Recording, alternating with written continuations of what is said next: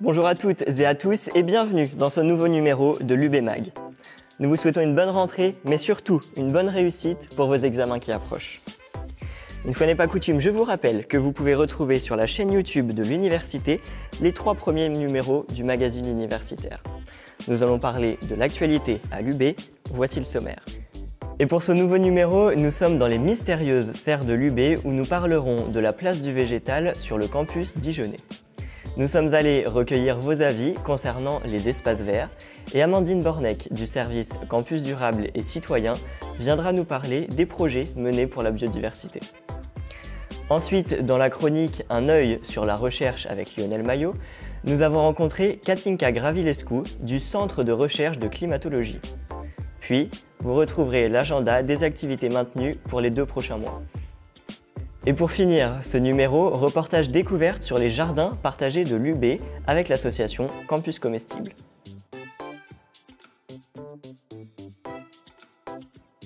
Vous l'avez compris, dans ce numéro, ce sont les végétaux que nous mettons à l'honneur.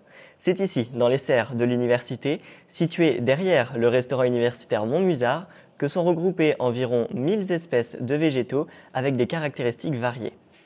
Dans la serre à cactés, par exemple, vous retrouverez un cycas présent depuis l'ouverture des serres, plante très ancienne faisant partie d'un groupe presque éteint. Patricia Gerbeau-Pissot, directrice des serres, nous a fait découvrir la diversité des végétaux que l'on retrouve dans ces serres. Ces serres ont été construites en 1966. C'était en fait au départ une volonté, comme dans beaucoup d'universités, d'avoir effectivement des collections vivantes. À l'origine, elles faisaient recherche et pédagogie. Petit à petit, c'est vrai qu'elles se sont vraiment plus consacrées à l'enseignement, c'est-à-dire qu'elles sont ici principalement pour illustrer les différentes thématiques qui sont abordées en biologie végétale, à l'UFR notamment sciences, vie, terre et environnement. Et depuis quelques années, on a aussi des cours en commun avec l'UFR pharmacie, donc avec un jardin notamment médicinal. Donc ces serres sont dédiées à l'illustration des travaux pratiques, de travaux dirigés et des cours qu'on aborde de la L1 jusqu'au M2. On essaye de faire de plus en plus aussi pour le grand public, donc que ce soit au sein de journées thématiques ou avec la visite d'écoles, de collèges ou autres. On a plus de 1000 espèces ici qui sont représentées et donc on va exposer ces végétaux selon certaines thématiques, l'évolution par exemple, et donc ici on a tous les maillons de la chaîne évolutive, des algues jusqu'aux plantes à fleurs.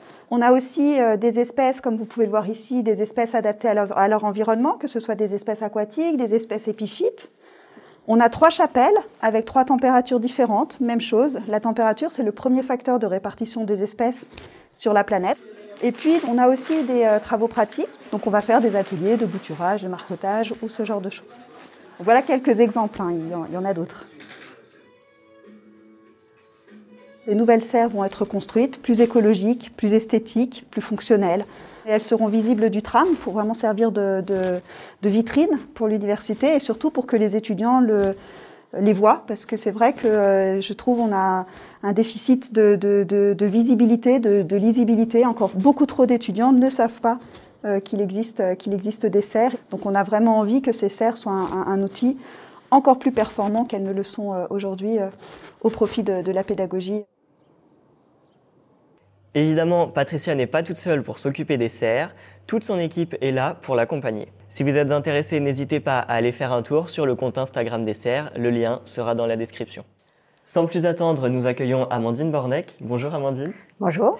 Vous êtes la responsable du service Campus Durable et Citoyen et merci de votre présence. Quel beau cadre pour une interview sur la biodiversité, n'est-ce pas ? Tout à fait. Alors, on va regarder une petite vidéo. Que pensez-vous des espaces verts à l'université ? C'est important, surtout quand il commence à refaire beau, comme ça un peu, pouvoir se retrouver là, manger dehors le midi, c'est sympa. Et puis se mettre aussi à l'abri au niveau des arbres quand il fait trop chaud, ça apporte un plus en dehors des cours, en dehors de nos espaces de travail. Si on n'en avait pas, typiquement là, je sais pas où on mangerait si on n'avait pas des espaces verts comme ça. Ouais, ça fait respirer. Quand on révise à la vue, qu'on sort dehors, on a un peu d'espace vert. Ça fait du bien. Et sais-tu qu'au sein du campus, il y a des projets de développement durable et plus particulièrement sur la biodiversité qui sont menés ? Alors, je suis au courant juste dans le titre, mais je ne sais pas exactement ce qui est prévu, donc ça m'intéresse de savoir. Voilà. J'ai entendu parler du côté du Crous, ils ont mis en place des petits jardins collaboratifs ou des composts. Je suis au courant qu'il va y avoir des plantations d'arbres fruitiers, notamment un peu partout. Il y a, je pense, un effort de plus à faire à communiquer autour de ça pour impliquer en plus toute la vie différente qu'il y a sur l'université. Il y a plein de choses différentes et en l'occurrence les fauches tardives. Que pensez-vous notamment de ce projet ? Bah, je trouve ça plutôt bien en fait. Après, je pense qu'on ne peut pas dire que c'est pas bien, non ? Si on fauche tout de suite, il n'y a pas de pollinisation possible, il n'y a pas de vie endémique qui peut se faire. Donc, puis de toute façon, ça apporte rien que l'herbe soit à 10 cm plus haute ou pas. Je veux dire, on peut s'asseoir dedans pareil, donc c'est plutôt cool. Les espaces verts, c'est super important et si derrière on coupe tout, on enlève toute cette faune, toute cette flore, ça n'a plus le même goût, ça n'a plus la même saveur, quoi. Alors suite à cette vidéo, que pensez-vous des réactions des étudiants et des personnels ? Je pense qu'ils aiment bien notre campus. Oui. C'est la bonne nouvelle et ça montre effectivement qu'on a besoin de maintenir nos espaces verts, qu'on n'a pas besoin de mettre des parkings partout, donc c'est plutôt une bonne nouvelle. Tout à fait. Après voilà, il remonte bien, il faut qu'on communique un peu plus sur ce qu'on fait et puis pour pouvoir impliquer tous les usagers du campus sur notre beau campus.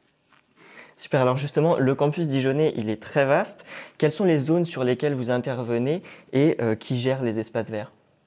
Alors, il y a deux sortes d'espaces verts. Il y a les espaces sportifs. On a 10 hectares en espaces sportifs où c'est l'équipe espace sportif du pôle patrimoine qui gère ces espaces.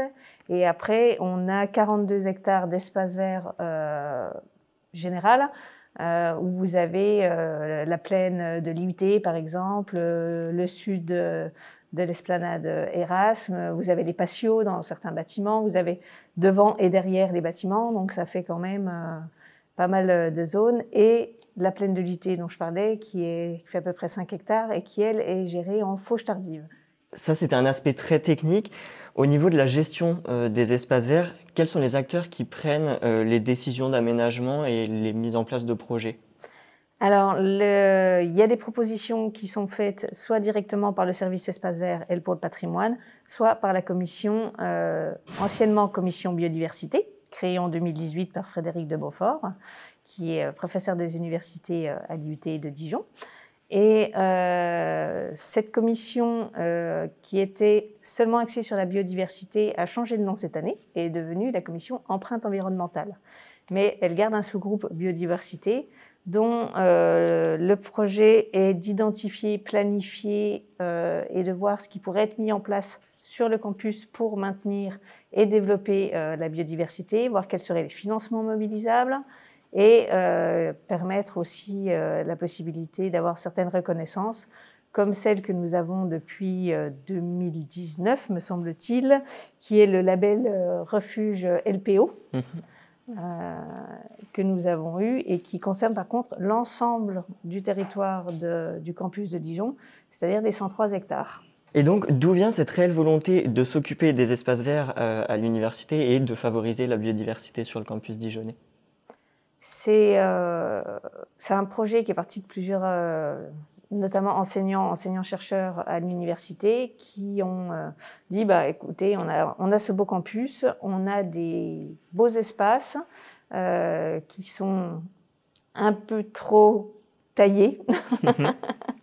Et l'idée, c'était de ramener de la biodiversité. Donc, comment est-ce qu'il fallait faire et le projet a été de partir sur une fauche tardive, notamment sur l'esplanade.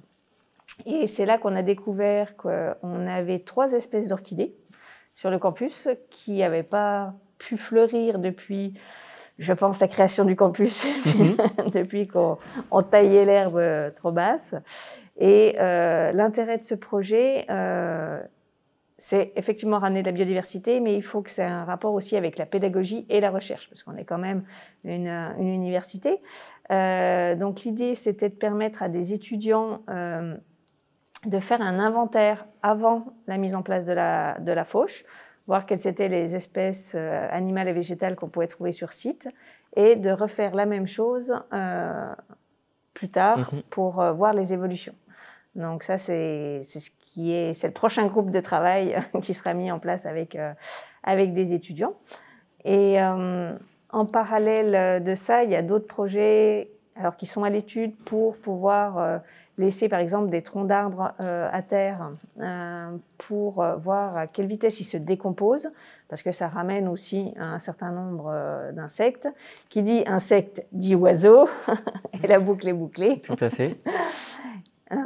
Et si on veut regarder à une échelle beaucoup plus importante, l'intérêt de notre campus, c'est qu'on est à la périphérie de la ville de Dijon, et permettre de se raccrocher sur les corridors verts de la ville de Dijon, qui permet aux espèces, que ce soit animales ou végétales, de se déplacer dans le périmètre de l'agglomération. Alors Amandine, il y a aussi un autre projet concernant les arbres fruitiers cette fois. Pouvez-vous nous en dire plus? Alors sur les arbres fruitiers, il y a eu une première plantation en 2018 dans le cadre d'un verger conservatoire, un financement du conseil régional, le Bourgogne-Franche-Comté. Et depuis, il y a eu une seconde plantation et une troisième est prévue. Et il y a un partenariat aussi avec le Crous, où le Crous a prévu d'en replanter également. L'idée est de conserver effectivement un certain nombre d'espèces anciennes et locales et de permettre aux usagers du campus, bien sûr, de venir cueillir ces fruits quand ils seront là. Tout à fait, donc ces arbres seront disponibles pour toutes les personnes qui souhaitent cueillir des fruits. Merci beaucoup Amandine d'avoir répondu à nos questions et de nous avoir fait découvrir un peu plus la biodiversité sur le campus dijonnais. On retrouve tout de suite Lionel Maillot pour sa chronique Un œil sur la recherche.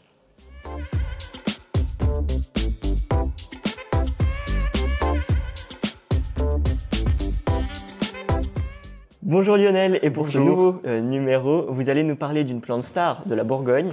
À votre avis, eh bien c'est la vigne, Lionel. Oui, et si je devais résumer le but de la recherche dont je vais vous parler, il tiendrait dans ce dicton « En avril, ne te découvre pas d'un fil ». En fait, je vous fais découvrir une chercheuse qui étudie la sensibilité au froid de la vigne.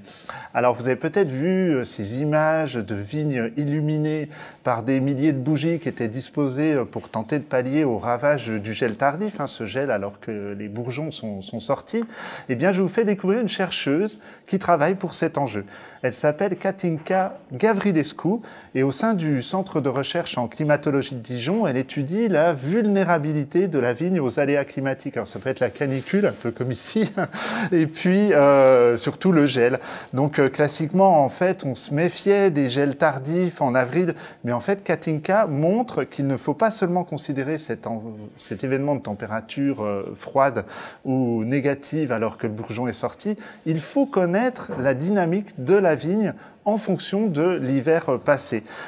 J'explique, à l'approche de l'hiver, en automne, la vigne entre en dormance et jour après jour, elle peut supporter des températures de plus en plus froides, jusqu'à moins 20 degrés pour le chardonnay, ça a été montré. Et puis après, je continue à expliquer, le printemps approchant, eh bien comme ça, on a comme ça ce seuil de fragilité mesuré qui remonte. Et ça, c'est dangereux, on passe de moins 10 à moins 5, etc.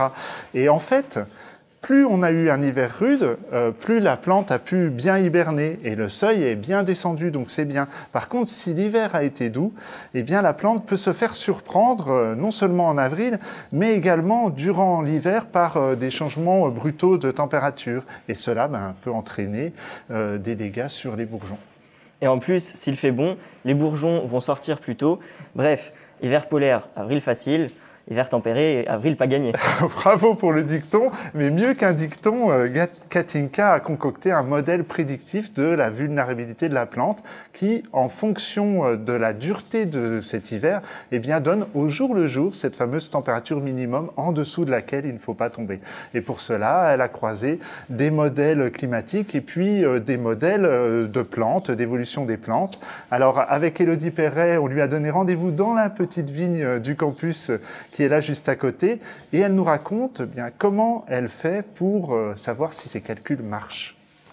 En climatologie, la chose la plus simple pour valider des sorties de modèles, c'est d'aller chercher des données d'observation sur le terrain. On se rapproche auprès des viticulteurs, des anciens viticulteurs des différentes régions viticoles de la Bourgogne-Franche-Comté qui, en fait, ils nous ont aidés avec des historiques relativement importants sur les occurrences gélives. Donc, on compile des bases de données qui ont une profondeur temporelle relativement importante et ensuite, effectivement, on valide les modèles année par année pour voir s'ils arrivent ou pas à prédire les gelées qu'ils ont déjà eu lieu sur le territoire de la Bourgogne-Franche-Comté. Et au cas où le modèle ne correspond pas à la réalité, on essaie effectivement de comprendre pour quelles raisons cela ne se produit pas, afin d'essayer justement d'améliorer la modélisation du risque de gel. Alors, je pourrais vous parler du parcours de Katinka, qui était géographe et qui, en Roumanie, a gagné des concours pour venir faire ses études à Dijon. Alors, on n'a pas le temps, mais je voulais juste vous partager cette astuce de climatologue, qui est de faire tourner les modèles sur le passé. En fait, c'est pour voir si un jour J déterminé, eh bien, ces modèles prédisent bien ce qui s'est passé réellement à J+3. Et comme ça, on peut ajuster, vérifier, et puis ensuite faire tourner les modèles pour l'avenir. Voilà, c'est une astuce, un dérouage qui explique les capacités prédictives des sciences modernes. Merci Lionel, et je crois que vous avez une annonce à nous faire. Alors, bien prédit, c'était surtout ça aussi que je voulais vous raconter. En tout cas, Katinka va rencontrer Aurélie Gonnet. Alors, Aurélie Gonnet, vous savez, c'est cette jeune femme qui est allée en Chine à vélo depuis Dijon. Et là, elle se lance dans un nouveau voyage en mai, chez nous. Et c'est pour recueillir et partager sur les réseaux sociaux les savoirs de Bourgogne-Franche-Comté. Et voilà, l'étonnant teaser du Tour des Savoirs.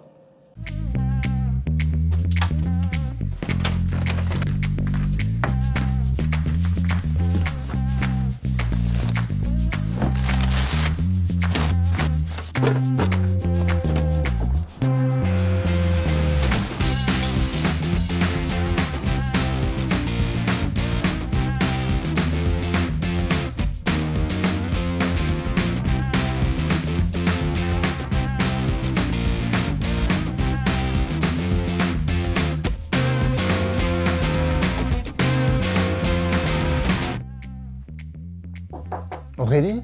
Hey, salut Lionel! Qu'est-ce que tu fais? Bah, ça se voit pas? Je fais mon tour des savoirs comme tu m'as demandé. Je traverse la Bourgogne-Franche-Comté, je rencontre des chercheurs, des habitants. C'est pas ça qu'il fallait faire? Si, même que c'est pour notre événement réseau. Et d'ailleurs, je te remercie au nom des universités de Bourgogne et de Franche-Comté. Par contre, pourquoi tu fais ça au milieu de ton salon? Eh bien, tu vois bien, fallait trouver une solution avec les confinements, les couvre-feux, la crise sanitaire, tout qui est tout le temps annulé. Je me suis dit, je vais le faire à ma façon, au moins il n'y aura pas de report. Ok, et on appellera ça le plan B. Bah voilà.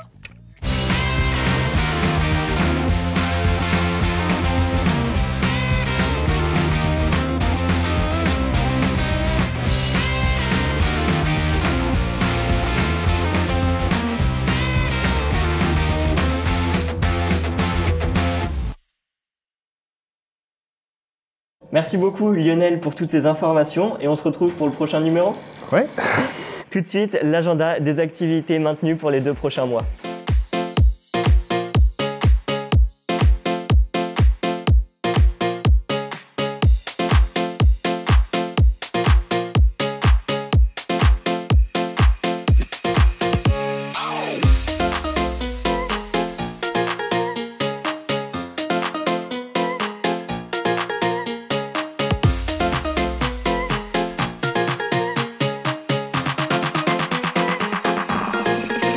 That's all right.